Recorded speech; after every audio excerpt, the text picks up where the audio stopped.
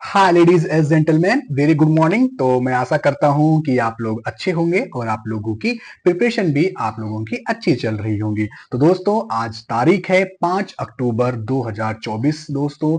और आज का हम जो इम्पोर्टेंट टॉपिक है करंट अफेयर्स आपके एग्जाम को लेकर के, उसको हम लोग यहाँ पर डिस्कस करेंगे।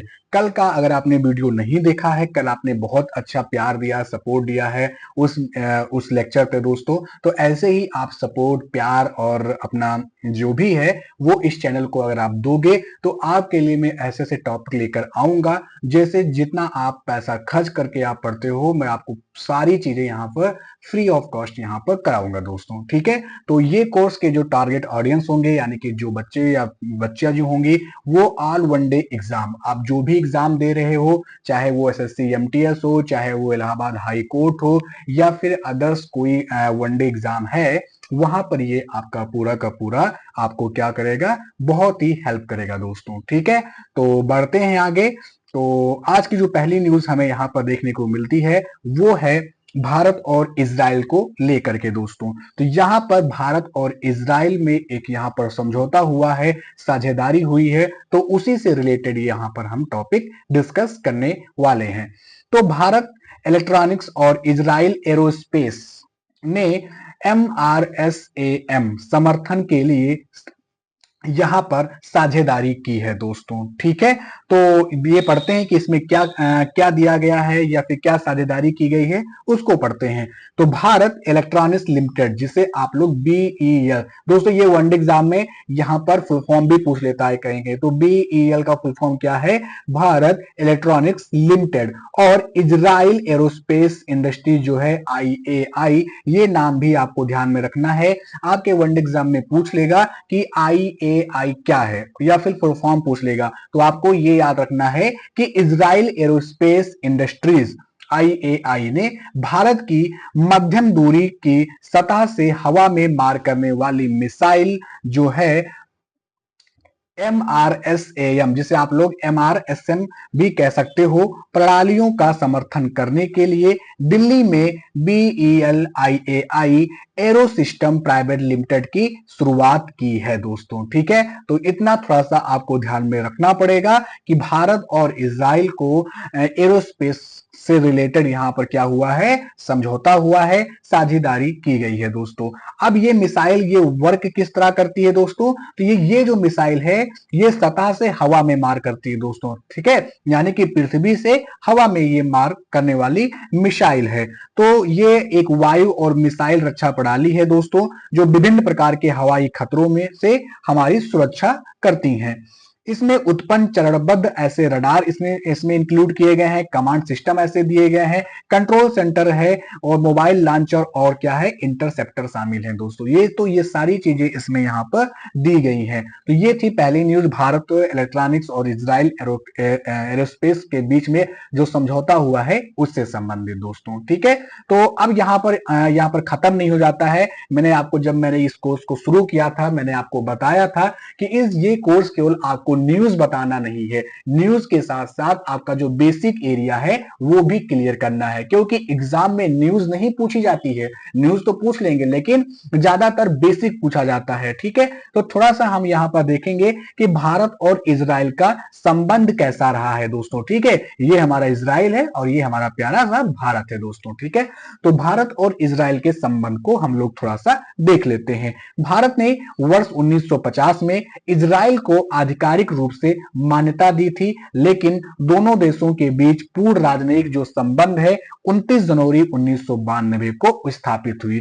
तो जो भारत ने इजराइल को एक कंट्री के तौर पर मान्यता दिया था, कब, 1950 में दोस्तों, 1950 में इजराइल को एज ए कंट्री के रूप में मान्यता यहां पर भारत ने अपना समर्थन दिया था।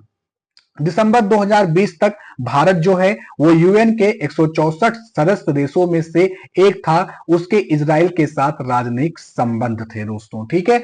आर्थिक और वाणिज्य के बीच में अगर बात करें तो दोनों देशों के बीच यहाँ पर जब हमारा कोविड-19 जब यहाँ पर आया हुआ था, ठीक है, तो भारत और इजराइल के बीच जो व्यापार है वो कोविड-19 महामारी से पहले क्या था, $5 बिलियन से बढ़कर वर्ष 2023 जनवरी तक दोस्तों दोस्तों 7.5 बिलियन अमेरिकी डॉलर हो गया है। ठीक है, तो ये थोड़ा सा आप लोग एक डाटा थोड़ा सा ऊपर नीचे हो सकता है, ठीक है, रटने की जरूरत नहीं है, बट थोड़ा सा एक माइंड में आप रखिएगा। हीरे का व्यापार द्विपक्षीय व्यापार का लगभग 50% है दोस्तों। ठीक है, भारत एशिया में इजराइल का तीसरा सबसे बड़ा व्यापार भागीदार है और विश्व स्तर पर 7वां सबसे बड़ा व्यापार भागीदार है। तो एशिया की अगर बात करें तो एशिया में क्या है, एशिया में दोस्तों जो भारत इजराइल का क्या है, तीसरा सबसे बड़ा व्यापार साझेदार है। मतलब सबसे ज्यादा व्यापार किससे होता है, इजराइल से के साथ करता है तीसरे नंबर पर। और अगर वर्ल्ड लेवल पर बात करेंगे तो ये 7वें नंबर पर आता है हमारा इंडिया दोस्तों। ठीक है, तो अगर ये आपको ये लेक्चर अच्छा लग रहा है तो लाइक शेयर एंड सब्सक्राइब करके आप अपना सपोर्ट जरूर दीजिएगा। ये छोटा चैनल है, ठीक है, मैं चाहता तो बहुत बड़ा चैनल बना सकता था, बट क्या होता है ना, दूसरे प्लेटफॉर्म पर उतनी आजादी नहीं होती है पढ़ाने के लिए। ठीक है, दूसरे प्लेटफॉर्म पर यह है जहां मैं पढ़ाता भी हूँ, ठीक है, वहां भी क्या है कि कुछ लोग कहते हैं कि इंग्लिश में स्लाइड्स तैयार करो, क्या फिर कुछ लोग कहते हैं हिंदी में तैयार करो। तो यहाँ पे मैं आप सभी के लिए लेकर आया हूँ हिंदी में दोस्तों। ठीक है, तो प्यार बनाए रखिएगा। यहाँ पर आप मैप देख सकते हो, ठीक है, ये है इजराइल दोस्तों। इसके इस साइड जो आप जाओगे, यहाँ पर वेस्टर्न साइड जाओगे तो यहाँ पर इजिप्ट है, इधर यहाँ पर जॉर्डन है, ठीक है, ऊपर यहाँ पर सीरिया है और ये हमारा क्या है, लेबनान है दोस्तों। ठीक है, तो ये थोड़ा सा आपको ध्यान में रखना पड़ेगा। मैप आप जरूर रखिए, जब भी आप पढ़ें तो आप मैप जरूर रखिए साथ में। दूसरा टॉपिक आज का है, एफसीआई ने आपूर्ति श्रृंखला में क्रांतिकारी बदलाव लाने के लिए अन्न दर्पण लॉन्च किया है। मोस्ट इंपॉर्टेंट टॉपिक है दोस्तों वनडे एग्जाम के लिए। ठीक है, और पीसीएस और आरओ जो भी आप देख रहे हो सबके लिए इंपॉर्टेंट है, क्योंकि आरओ में भी ऐसे ही फैक्चुअल करंट अफेयर्स पूछे जाते हैं। ठीक है, तो एफसीआई, ठीक है, अभी इसके बारे में पढ़ेंगे कि एफसीआई है क्या। ठीक है, फूड कॉर्पोरेशन ऑफ इंडिया जिसे कहते हैं हम लोग। तो यहां पर आपको ये ध्यान में रखना है कि ये जो अन्न दर्पण, ठीक है, अन्न दर्पण जो ये स्कीम लॉन्च की गई है, ये आपको ध्यान में रखना है। ठीक है, अन्न दर्पण। अब एग्जाम में कैसे क्वेश्चन पूछे जाएंगे, वहां पर दे दिया जाएगा अन्न दर्पण स्कीम लॉन्च किया गया है, ये स्कीम किससे संबंधित है या किसने इसे लॉन्च किया है दोस्तों। ठीक है, तो फूड कॉर्पोरेशन ऑफ इंडिया, जैसे आप हिंदी में कहते हो भारतीय खाद्य निगम दोस्तों। तो खाद्य निगम ने मंडियों, मिलों और डिपो में आपूर्ति श्रृंखला प्रबंधन को अनुकूलित करने के लिए एक नई माइक्रो सर्विस आधारित प्रणाली यहां पर शुरू की गई है, जिसका नाम है अन्न दर्पण दोस्तों। क्या नाम है, अन्न दर्पण। इस परियोजना में होगा क्या, इस परियोजना में क्लाउड वातावरण और केंद्रीकृत विश्लेषण शामिल है, जो एफसीआई को रणनीतिक निर्णय लेने के लिए डेटा अंतर्दृष्टि का लाभ उठाने में भी सक्षम बनाता है। ठीक है, इसी के साथ साथ यहां पर अगर हम बात करें तो ये अन्न दर्पण क्या बनाया गया है, ये एक सिस्टम डाटा बनाया गया है, जिससे कि जो मंडियां हैं, जो मिल हैं, जो डिपो है, उनकी जो आपूर्ति जो चैन है, ठीक है, उसको और ज्यादा उसको क्या किया जाए, मजबूत किया जाए दोस्तों। ठीक है, और ज्यादा वो बेटर वर्क कर सके। ठीक है, मंडी हो गया, डिपो हो गया, ये सारी चीजें और ज्यादा अच्छे से वर्क कर सके, उसीलिए ये अन्न दर्पण स्कीम यहाँ पर लॉन्च की गई है दोस्तों। ठीक है, तो अब यहाँ पर आगे बढ़ लेते हैं। तो यहीं पे ये हमारा बेसिक है। यहां से एफसीआई से पता नहीं कितने बार क्वेश्चन बहुत सारे एग्जाम में पूछे गए हैं, पीसीएस में भी पूछे गए हैं, वनडे एग्जाम में भी पूछे गए हैं। तो भारतीय खाद्य निगम दोस्तों क्या है, तो पहली चीज तो आपको ध्यान में रखनी है कि ये फूड कॉर्पोरेशन ऑफ इंडिया, ये फुल फॉर्म आपको ध्यान में रखना है। इसके बाद उपभोक्ता मामले, खाद्य एवं सार्वजनिक वितरण मंत्रालय के अंतर्गत ये आता है दोस्तों। किसके अंतर्गत आता है, उपभोक्ता मामले का जो मंत्रालय है उसके अंतर्गत ये आता है। ठीक है, और उसके अंतर्गत ये क्या है, एक खाद्य एवं सार्वजनिक वितरण विभाग के अंतर्गत ये शामिल है। एफसीआई एक क्या है, एक ये संविधिक निकाय है। ठीक है, संवैधानिक नहीं है दोस्तों, संविधिक, अर्थात ये क्या है, ये नॉन कॉन्स्टिट्यूशनल बॉडी है। ठीक है, कॉन्स्टिट्यूशनल बॉडी नहीं है।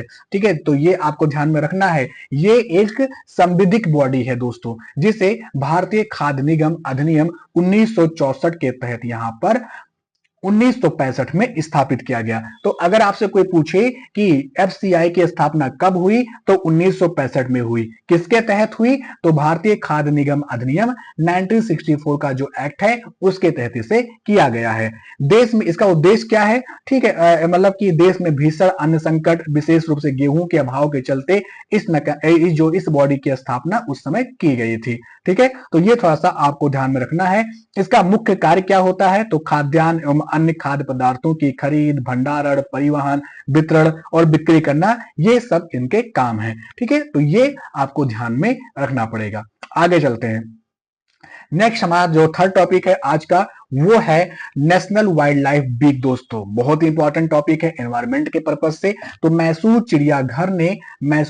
चिड़ियाघर ने कार्यक्रमों और गतिविधियों के साथ 17वें वन्य जीव सप्ताह की शुरुआत की है। तो ये लाइन आपको ध्यान में रखना है। कौन सी? 17वें। ठीक है, 70 जो वाइल्ड लाइफ जो वीक है वो हम लोग इस बार सेलिब्रेट कर रहे हैं। तो पहली चीज कि वन्य जीव सप्ताह कब हम सेलिब्रेट करते हैं? तो ये बहुत बार क्वेश्चन पूछा गया है। 2 से लेकर के 8 अक्टूबर 2 से लेकर के 8 अक्टूबर हम लोग क्या करते हैं? वन्य जीव सप्ताह मनाते हैं। क्यों मनाते हैं वन्य जीव सप्ताह? हम इसलिए मनाते हैं ताकि हम जो हमारे जो जीव जंतु हैं, जो हमारे जो पशु पक्षी हैं, उनके प्रति जो हम क्या करें, उनको बढ़ावा देने के लिए, उनको और ज्यादा यहाँ पर उनकी संख्या हो। ठीक है, ऐसे लोगों को जागरूक करने के लिए कि हमें इनकी सुरक्षा कैसे करनी है, हमें इनको प्रोटेक्ट कैसे करना है। ठीक है, और जो भी अतिक्रमण होते हैं जंगलों में, जो भी यहाँ पर जो अटैक होते हैं, फिर चाहे वो टाइगर्स पे हो या फिर कोई अन्य चीजों पर हो, ठीक है,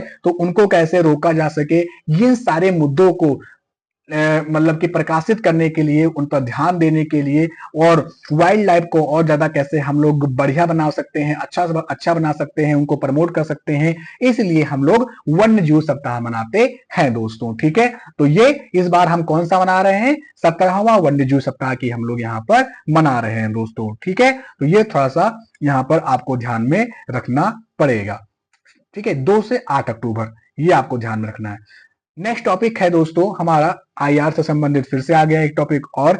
भारत नवंबर में फ्रांस में होने वाले यूरो नेबल 2024 में क्या होगा? शामिल होगा दोस्तों। ठीक है, तो पेरिस में यूरो नेबल 2024 में 104 देश भाग लेंगे, जिसमें ड्रोन और अगली पीढ़ी की मिसाइलों जैसे कि आधुनिक खतरों के खिलाफ नौसेना रक्षा में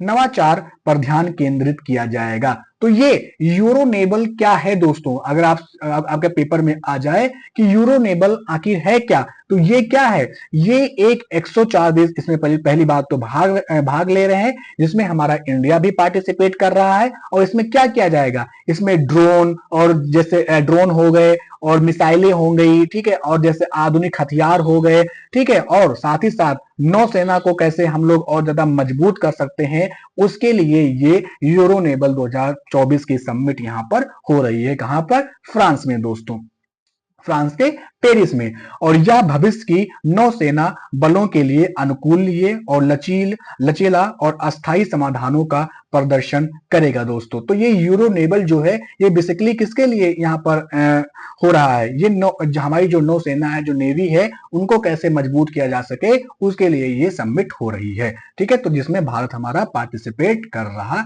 है दोस्तों। ठीक है, चलते हैं अगला। ठीक है, अगला जो टॉपिक हमारा है वो है यहाँ पर हार्पून मिसाइल दोस्तों। ठीक है, तो ये हार्पून मिसाइल आपको ध्यान में रखना है। तो क्या टॉपिक है कि ताइवान को अमेरिका निर्मित हार्पून मिसाइल सिस्टम की पहली खेप यहाँ पर प्राप्त हो चुकी है। खेप का मतलब क्या होता है कि पहला जो मतलब डिलीवरी है वो यहाँ पर मिल चुका है ताइवान को। तो ताइवान की हार्पून मिसाइलों का पहला जो बैच है 100 सौर माउंटेड सिस्टम के लिए पहुंचा है, जिसमें तटीय रक्षा क्षमताओं में वृद्धि हुई है। हार्पून एक सभी मौसम में काम करने वाली क्षितिज के पार जहाज रोधी मिसाइल, जिसे मैकडॉनेल डगलस द्वारा निर्मित किया गया है। तो ये जो हार्पून मिसाइल है, जिससे अमेरिका द्वारा इसे बनाया गया है और ताइवान को दिया गया है दोस्तों। तो ये आपको ध्यान में रखना है दोस्तों। और ये अपने लक्ष्य को खोज कर मारने में भी सक्षम है, और रडार से बचने में भी ये मिसाइल जो है वो सक्षम सक्षम है दोस्तों। तो ये है हमारा हार्पून मिसाइल जो कि अमेरिका के द्वारा इसे निर्मित किया गया है। चलिए नेक्स्ट टॉपिक है दोस्तों, आज का ये भी इंपॉर्टेंट है। विश्व अंतरिक्ष सप्ताह 2024 हम लोग कब सेलिब्रेट करते हैं? तो 4 से 10 अक्टूबर हम लोग सेलिब्रेट करते हैं, यानी हमने कल से और ये 10 तारीख तक ये चलेगा विश्व अंतरिक्ष सप्ताह। तो पेपर में आपसे पूछ लिया जाएगा कि विश्व अंतरिक्ष सप्ताह कब से कब मनाते हैं, उसमें आपको दे दिया जाएगा 2 से 8 अक्टूबर, 4 से 10 अक्टूबर। ठीक है, तो आपको कंफ्यूज नहीं होना है। 2 से 8 अक्टूबर हम लोग क्या मनाते हैं? वन्य जीव सप्ताह मनाते हैं। और 4 से 10 अक्टूबर हम लोग क्या मनाते हैं? तो विश्व अंतरिक्ष सप्ताह मनाते हैं, वर्ल्ड स्पेस वीक मनाते हैं दोस्तों। यहां पर आप देख सकते हो इमेजेस में। तो इसकी थीम क्या है? 2024 की थीम क्या है दोस्तों? ठीक है, तो थीम है स्पेस एंड क्लाइमेट चेंज। तो ये बहुत इंपॉर्टेंट थीम है, आपको ध्यान में रखना है कि स्पेस क्या थीम क्या है दोस्तों? तो स्पेस एंड क्लाइमेट चेंज। 1999 में संयुक्त राष्ट्र के द्वारा स्थापित विश्व अंतरिक्ष सप्ताह मानव जीवन को बेहतर बनाने और अंतरराष्ट्रीय सहयोग को बढ़ावा देने में अंतरिक्ष विज्ञान और प्रौद्योगिकी के प्रभाव पर प्रकाश डालता है। 4 अक्टूबर 1957 को पहले मानव निर्मित पृथ्वी उपग्रह स्पुतनिक 1 के बाहरी अंतरिक्ष में प्रक्षेपण ने अंतरिक्ष अन्वेषण का रास्ता खोल दिया था। तो जो पहला मानव निर्मित जो यहाँ पर सैटेलाइट था, उपग्रह था, पृथ्वी उपग्रह, वो क्या था? स्पुतनिक 1 था दोस्तों। ठीक है, तो ये थोड़ा सा आपको ध्यान में रखना पड़ेगा। ठीक है, तो बस असली आपको क्या ध्यान रखना है, ये आप ध्यान रखना कि 4 से 10 अक्टूबर को हम लोग क्या मनाते हैं? विश्व अंतरिक्ष सप्ताह मनाते हैं। और 2024 की थीम क्या है वो आपको ध्यान में रखना है दोस्तों। ठीक है, नेक्स्ट टॉपिक है दोस्तों, आज के पेपर में भी ये टॉपिक था, तो मैं ऐसे नहीं लाता हूं।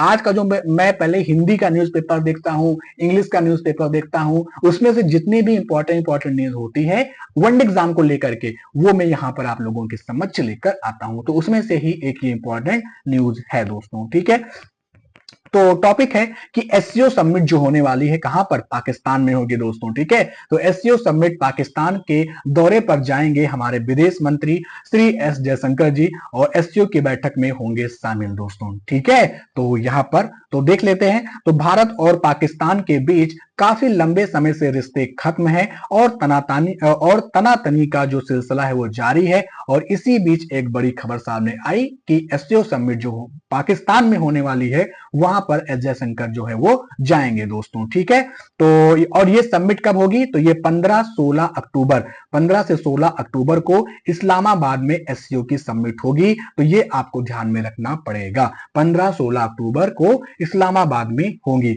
इस्लामाबाद क्या है? पाकिस्तान की क्या है? राजधानी है दोस्तों। ठीक है, तो ये आपको ध्यान में रखना है। 2000 ये आप ना भी ध्यान में रखोगे तो भी चलेगा। 2014 के बाद यह पहली बार होगा जब कोई भारतीय मंत्री पाकिस्तान जाएगा। भारत के विदेश मंत्री एस जयशंकर 9 साल बाद पाकिस्तान जा रहे हैं दोस्तों। ठीक है, इसी के साथ साथ यहाँ पर अगर हम बात करें तो संघाई सहयोग संगठन, जिसे एससीओ का फुल फॉर्म है, ठीक है, तो इस संगठन की शिखर वार्ता इस साल अक्टूबर में पाकिस्तान की राजधानी इस्लामाबाद में होगी। 15-16 अक्टूबर को इस सम्मेलन की विभिन्न देशों के नेताओं को न्योता भेजा गया था। एस जयशंकर पाकिस्तान की यात्रा पर जाएंगे। ये हमारे एस जयशंकर हैं, आप इमेज में देख सकते हो।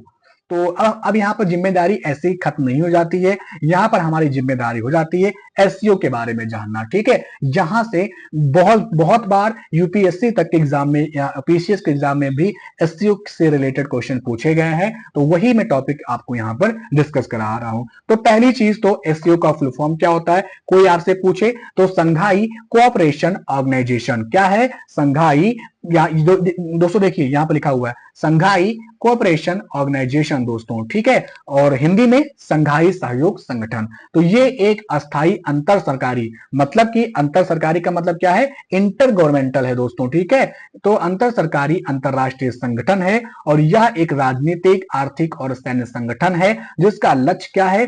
क्षेत्र में शांति, सुरक्षा और स्थिरता को बनाए रखना है। इसे कब बनाया गया था? तो वर्ष 2001 में से बनाया गया था, और एससीओ चार्टर पर वर्ष 2002 में हस्ताक्षर किए गए, और वर्ष 2003 में इसे लागू कर दिया गया। तो इसकी स्थापना जो हुई वो 2001 में हुई। ये वर्क कब से स्टार्ट किया? तो 2003 से इसने वर्क को मतलब एक्शन में ये आ चुका था। उद्देश्य क्या है इसका? तो सदस्य देशों के बीच आपसी विश्वास और सद्भाव को मजबूत करना है, वही सब चीजें हैं। राजनीति, व्यापार, अर्थव्यवस्था को बढ़ावा देना है। शिक्षा, ऊर्जा, परिवहन, पर्यटन और पर्यावरण जैसे मुद्दों को और ज्यादा मजबूत बनाना है दोस्तों। ठीक है, तो ये था। इसी के साथ साथ इसमें कितने कंट्री हैं ये भी आपको ध्यान में रखना है। तो यहां पर आप देखिए, ठीक है, भारत जिसने वर्ष 2017 में अस्ताना शिखर सम्मेलन के दौरान इसकी पूर्व सदस्यता प्राप्त कर ली थी। इस समूह की क्रमिक अध्यक्षता के नियम के अनुसार वर्ष 2023 में पहली बार एससीओ की अध्यक्षता की है। एससीओ समूह में अब क्या है, अब मतलब एससीओ समूह में कौन कौन देश है दोस्तों? 2017 में दो देश इसमें शामिल हुए थे, एक हमारा भारत और ये पाकिस्तान भी 2017 में ही इसमें शामिल हुआ था। ठीक है, तो ये आपको ध्यान में रखना है। तो कौन कौन सा देश है इसमें? तो चीन, Bharat, Iran, Kazakhstan, Kyrgyzstan, Pakistan, रूस, कजाकिस्तान और उज्बेकिस्तान। तो कितनी कंट्री हो गई? 1 2 3 4 5 6 7 8 9। तो टोटल कितनी कंट्री है एससीओ में? 9 कंट्री है। China, Bharat, Iran, Kazakhstan, Kyrgyzstan, Pakistan, Russia, Tajikistan और उज्बेकिस्तान। तो ये सारे कंट्री आपको रटे होने चाहिए, सारे के सारे कंट्री। ठीक है, ठीक है, तो ये आपका है दोस्तों। तो ये था यहाँ के न्यूज। तो ये आज का टॉपिक था दोस्तों। मैं आशा करता हूं कि आप सभी को ये अच्छा लगा होगा, और अगर आप सभी को ये अच्छा लगा है तो दोस्तों ये आप प्यारा सा यहाँ पर देख सकते हो, ठीक है, गोलू सा मोलू सा। तो थैंक्स फॉर वॉचिंग दोस्तों। यहाँ पर वॉचिंग स्पेलिंग से मिस्टेक है, यहाँ पर WATC यहाँ पर होना चाहिए था। ठीक है, तो ये टाइपिंग मिस्टेक है, तो दोस्तों आप लोग नेगलेक्ट कीजिएगा।